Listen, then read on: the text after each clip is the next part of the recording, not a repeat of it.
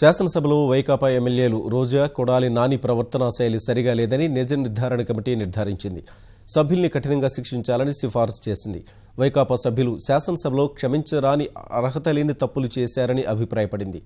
ఈ నివేదికను త్వరలోనే బుద్ధప్రసాద్ కమిటీ శాసనసభ విలువల కమిటీకి, అక్కడి నుంచి శాసనసభ హక్కుల కమిటీకి నివేదించనుంది.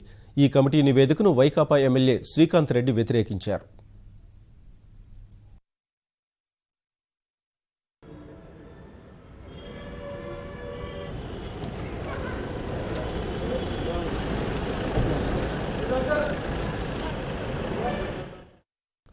అసెంబ్లీలో వైకాపా ఎమ్మెల్యే రోజా సహా పలువురు వ్యవహరించిన తీరుపై డిప్యూటీ స్పీకర్ మండలి బుద్ధప్రసాద్ అధ్యక్షతన ఏర్పాటైన నిజ నిర్ధారణ కమిటీ తుది సమావేశం నిర్వహించింది.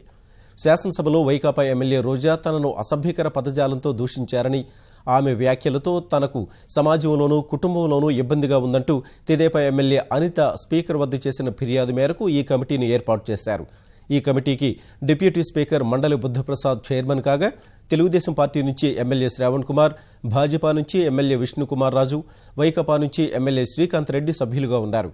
ఎమ్మెల్యే రోజా సభలో ఎమ్మెల్యే అనితపై చేసిన వ్యాఖ్యలతో పాటు ఆ సమయంలో జరిగిన ఇతరత్రా గందరగోళం, వీడియో లీకేజీ తదితర వ్యవహారాలన్నింటిపైనా పలు దఫాలుగా చర్చించి తుది నివేదికను సిద్ధం చేసింది.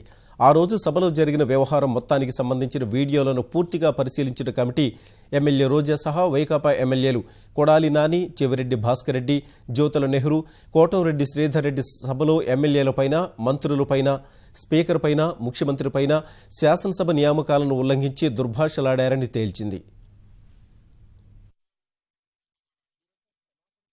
లేని తప్పులు చేశారని నిర్ధారించింది. ఈ మేరకు వారిపై చర్యలు తీసుకోవాల్సిందిగా కమిటీ సిఫారసు చేసింది.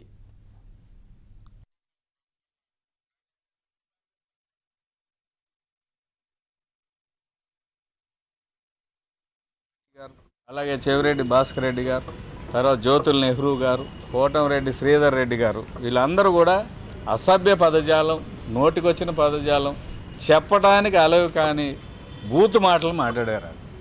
ఒక మహిళ అయ్యుండి కూడా రోజా గారు అలా మాట్లాడటం, నాని గారు కూడా ఎప్పుడు కూడా ఈ శాసనసభలో హుందాగా ప్రవర్తించడం అనేది వాళ్ళ చరిత్రలో ఈ సంవత్సరం 9 నెలలు 10 నెలల కాలంలో ఒక్కసారి కూడా కనపడలేదు. మార్పు రావాలని, ఇలాంటి ప్రవర్తన భవిష్యత్తులో ఏ పార్టీ సభ్యులైనా కొనసాగించరాదని సిఫార్సులు చేయడం జరిగింది. మండలి బుద్ధప్రసాద్ కమిటీ నివేదికను తప్పుపట్టారు వైకాపా ఎమ్మెల్యే శ్రీకాంత్ రెడ్డి.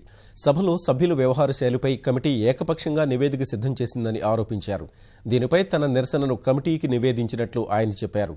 కేవలం వైకాపా సభ్యుల్ని లక్ష్యంగా చేసుకుని నివేదిక సిద్ధం చేశారన్నారు.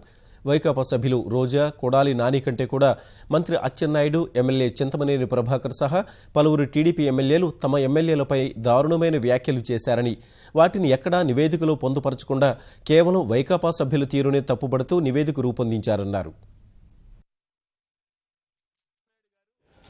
అన్పార్లమెంటరీ ఓట్స్ చాలా దారుణాతిదారుణంగా మాట్లాడిన ఓట్స్ని ఎక్కడా తీసుకోలేదు. కాలువ శ్రీనివాసులు గారు స్పీకర్ గారికి తెలియకుండానే రికార్డ్స్ రిలీజ్ చేశారని స్వయాన స్పీకర్ గారు అన్నారు. దానిపైన చర్యలకు సిఫార్సు చేయలేదు. మొత్తం మీద సభలో వైకాపా ఎమ్మెల్యేల ప్రవర్తన సరిగా లేదని కమిటీ నిర్ధారించింది. ఈ మేరకు వారిపై తగిన చర్యలు తీసుకోవాల్సిందిగా సిఫార్సు చేసింది. భవిష్యత్తులో వారిని శాసనసభ్యులుగా కొనసాగించరాదని నివేదికలో పేర్కొంది. సభాపతి కోడెల హైదరాబాద్లో అందుబాటులో లేకపోవడం వల్ల కమిటీ ఆ నివేదికను ఆయనకు అందివ్వలేదు. త్వరలోనే ఆ నివేదికను స్పీకర్కు అందిస్తారు. తర్వాత ఆ నివేదికను శాసనసభ విలువల కమిటీకి, అక్కడి నుంచి శాసనసభ హక్కుల కమిటీకి పంపనున్నారు. దీనిపై శాసనసభ హక్కుల కమిటీ ముందు మళ్లీ సంబంధిత సభ్యులంతా తమ వాదనల్ని వినిపించనున్నట్లు తెలిసింది.